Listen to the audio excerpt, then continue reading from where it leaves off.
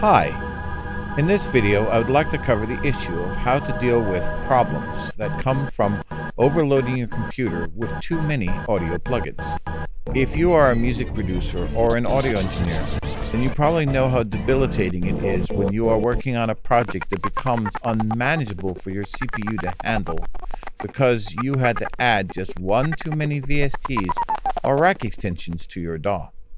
And to aspirate that problem, the usual solution of track freezing or bouncing tends to ultimately lose you the reference to the devices and the work you use to make those tracks, and put you in a serious disadvantage if you ever need to unfreeze those tracks to make further changes to your work. In this specific video, I will be covering an option on one particular DAW, Reason, that just happens to have a device that can be adapted to combat this problem and to restore your work for further modification by using it in an unconventional way. But the biggest point that I will be making here is not to the users of such DAWs, but to the DAW manufacturers themselves, most specifically Reason Studios. I would like to get across to them that they are currently in a position to develop a feature to combat this particular problem with technology they already have and to a device that they're currently in the middle of overhauling for Reason 12. Though this concept is rather simple, it is also a somewhat of a new idea, and it is a rather involved subject to get into. So please bear with me. It will take some time for me to fully explain it all.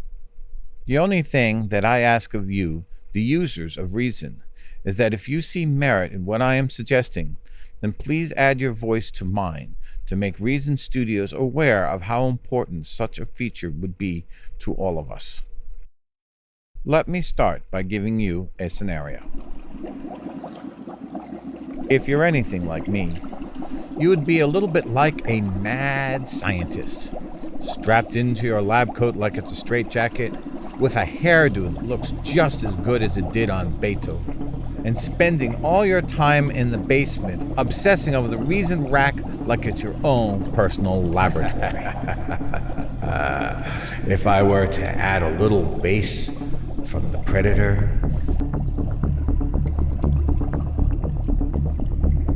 some strings from the orchestral sampler, a strum from A-list guitarist power chords, and just a pinch of parsec.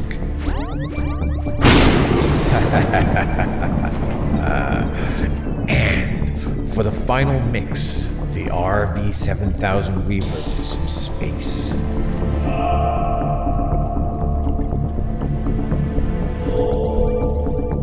Some 3-plex delay for some uniqueness.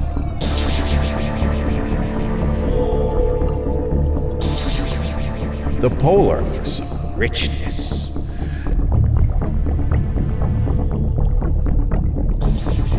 The Fuzzbox to add some character. And the U-He flanger to make the whole thing take flight.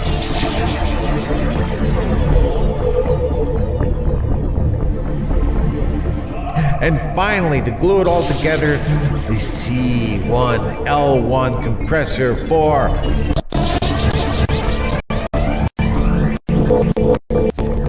oops. Well, that did it. The rack that broke the CPU's back. Like a beaker that is overflowing, now the system is coughing and spitting and glitching all over the place. I have overloaded it with too much stuff. Either way, it's virtually impossible to mix under these conditions. And I find that it doesn't really matter if you had purchased the most powerful system in the world with the maximum amount of memory that you could possibly find. Eventually, you will have a project that will hit that CPU brick wall. It's at this point that you need to, somehow, find a way to scale back.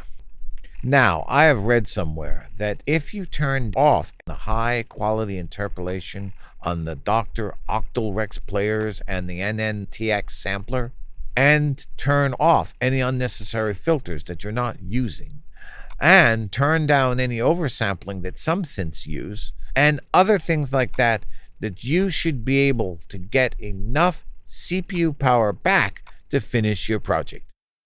But to be honest, these tweaks, though helpful, don't seem to make enough of a difference to get me out of the hole I've gotten myself into. So the next thing to try is to freeze, bounce, record, whatever you want to call it, some of the tracks that you're fairly confident you're not going to need to change in the future. And then mute and turn off all the devices used to make those tracks. But again, I don't find that makes enough of a difference to tip the balance in my favor. The problem is that these synths, though they're not being fed any notes, or these effects, even though they're switched off, still seem to be using CPU power and taking up memory. So no matter what I do to free up resources, yet while keeping all references to my work, I still can't get enough processor power to finish my work. So now it seems that the only option I have left is to start dumping devices. Oh, that is to start removing. I mean deleting the instruments, effects, and devices that you have been relying on to make that magic sound for your composition. Essentially throwing them all away and now becoming completely reliant on the bounced versions of those tracks. But that comes with its own price. For I have never had a project that a client didn't come back to me and say, "Hey, that song you wrote me was great, but there's just this little thing," or when you're lying in bed and suddenly have this epiphany about that song. You know, the song you had swore you had already put to bed. It could be nothing more than a key change at a specific spot in your song, or a section that needs to become longer to fit a picture change, or you just came up with this great variation to your own theme. I mean, how many different variations of a song that you have saved that just happen to have the word final in the title? And which one of those versions is the real final version? Is it the final version? That's got to be the right one, right? I think you know what I mean. But the problem here is that to accommodate the new changes that you need to make to that track, you need to be able to unfreeze that track. That track that you just happened to have deleted all the instruments needed to remake that track. And to make matters worse, in Reason, when you delete an instrument or a device, you're not only deleting the application that's taking up the computer resources, but you're also deleting its sequencer notes, any automation lanes, pattern switching, etc., etc., etc.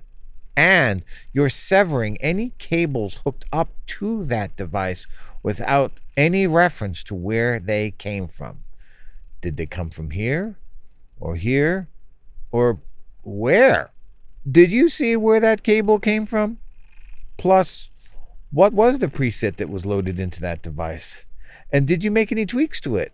This is a situation that I call a Humpty Dumpty.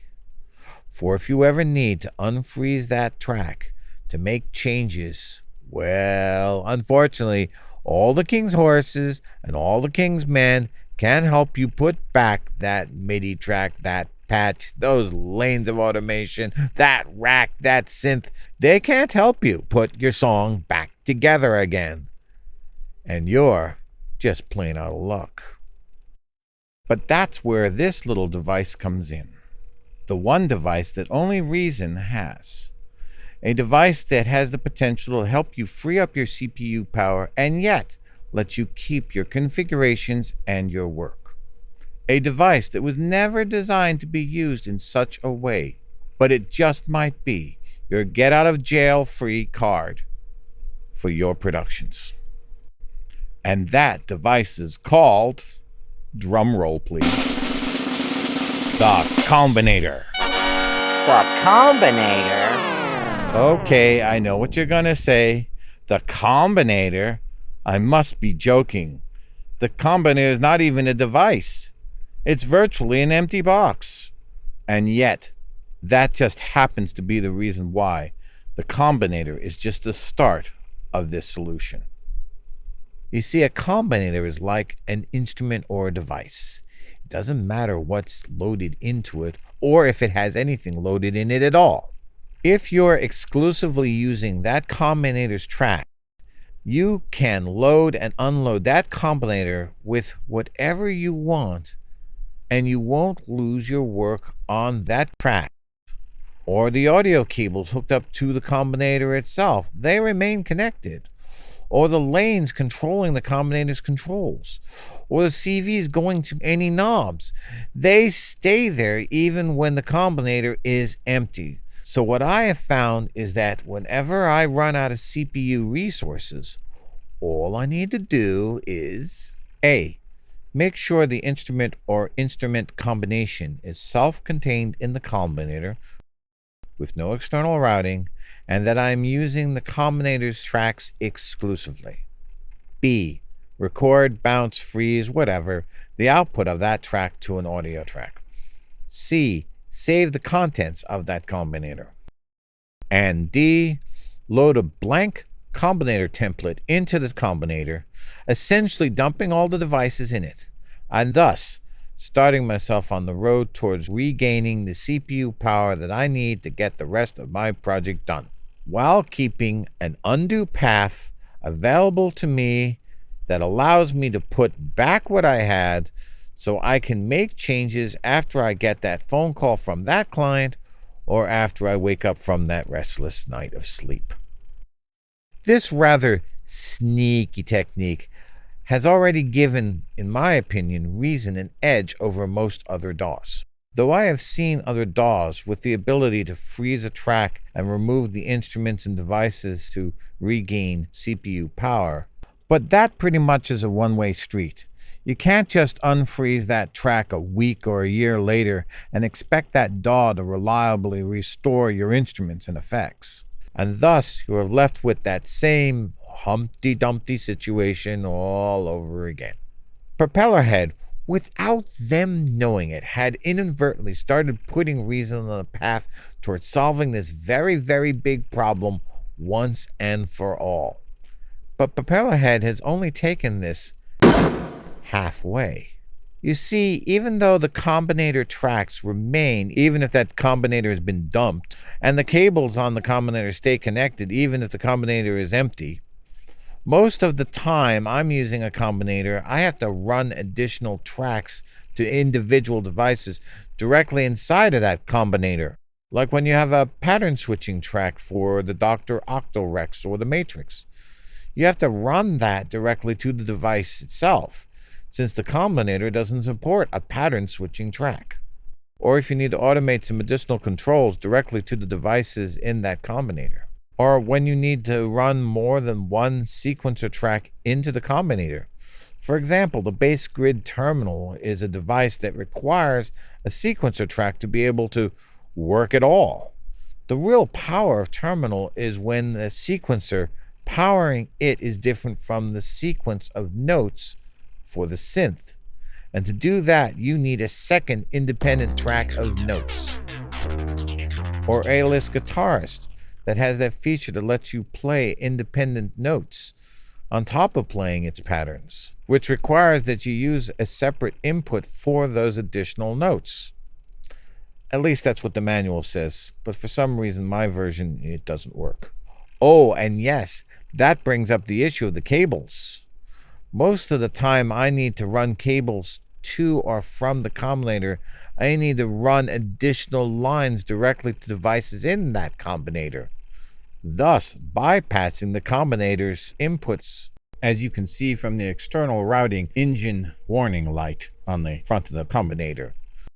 I mean, you need 4 channels of audio, or at least 3 to run any vocoder, even the one that comes with Reason, or to sidechain, or whatever you need multiple audio channels for. And this is especially the case when it comes to CV cables. I mean, there are no CV outs on the combinators. Let's say you need to sync 2 rotors together. That's Reason's Leslie rack extension for 2 different organs that are in separate combinators. Or let's say you want to control your Rex players randomly or from a central control system. Or let's say when you run several CV lines to different bands of an EQ to be able to do dynamic mixing, like you would if you were implementing a technique like Carve. The problem is the moment you dump a combinator or load something else into it, you do lose those tracks, those automations, those Dr. Rex matrix pattern switching tracks, since they were connected to the devices directly. And the cables, they get cut from both sides. I mean, they don't even leave them dangling to let you know that something needs to be reconnected. And on top of all that, I tend to save multiple versions of a combinator patch for my song while I'm working on them, just as a sort of double undo system. So which one of these combinator files is the right one I'd save for this track? As you can see, Reason Studios almost had this right. All they need is to take it the rest of the way, and that should not be that difficult for them to accomplish, having done most of the work already. And to drive this point home, let me give you an idea of how this feature might look to us, the users of Reason. Just imagine there are 4 additional buttons on the combinator labeled Freeze and Dump, Just Dump, Unfreeze and Restore only. Or it could be just a context menu item instead. And when you hit freeze and dump, any audio that is being outputted from that combinator, either connected through the pass-throughs or externally routed, would be rendered as audio tracks, whatever number of tracks that ends up being. And if Reason Studios wants to be extra smart, they would include the CV connections too, by rendering them to automation lanes. And then, when the render was complete, the image of the devices in that combinator would get darker and darker and turn black and white. So you would know that they are no longer active. And any VSTs used in that combinator would disappear off the desktop. Yet Reason would remember what was in that combinator, including those VSTs, and what their settings were. And all the original MIDI tracks to those devices in that combinator would remain intact. Maybe muted or darkened, whatever, but still there. And the automation lanes would also remain too. And any cables externally routed to any devices within that combinator would still stick to the back of that black and white image of those devices. And Reason would take those tracks that it had rendered from those connections, and it would now route those to those connections, so that whenever you hit play, you wouldn't ever notice that anything had been changed or had gone missing. It would seem like they were still all there, without you having to change anything. And if I were to stop making fun of Propellerhead's Neptune video and turn this silly music off, the whole point of this exercise is that the reason that Reason would be doing this is so that it could dump the entire contents of that combinator. I mean, delete every single device and possibly just replace them with placeholders. stopping and removing every process taking up clock cycles from the CPU. Removing any data or samples that are not being used by other applications to free up memory so that Reason wouldn't rely so much on your system's virtual memory or whatever it passes off to its own scratch disk. Heck, maybe Reason's scratch disk is where the contents of the dumped combinator ends up. However they can make it work, the idea is to get the CPU power and memory back for our work, so you can finish up your song or finalize your final mix. But the whole point of this exercise, and it's the point I keep beating everyone over the head with, is that Reason would remember what was in the combinator before it dumped it. So if you ever needed to go back and change something on that track, however little it might be, you could easily and quickly just put it back the way it was. So, just imagine with me yet again that you needed to rework a track. You would first freeze and dump a couple or so other combinators that you don't need to be working on at the moment, which then frees up resources yet again for the track you need to unfreeze. So now you could click on unfreeze and restore on that combinator you need to make changes to, and Reason would delete the temporary frozen recording, reload all the devices, put back all the settings for everything, relaunch any VSTs, hook everything up the way it was, and let you continue your song like as though nothing had ever happened. And thus, we would have, for the first time ever, dumpable, restorable, smart combinators. Just imagine what smart combinators could do for the rock, dance, cinematic, ambient, etc. industries, or what they would say about such combinators in the hip-hop community. Reason's new smart combinators are like bird's-eye frozen vegetables. They keep my tracks sounding so fresh, you would never have known that they had ever been frozen. Well, that's pretty much the gist of it.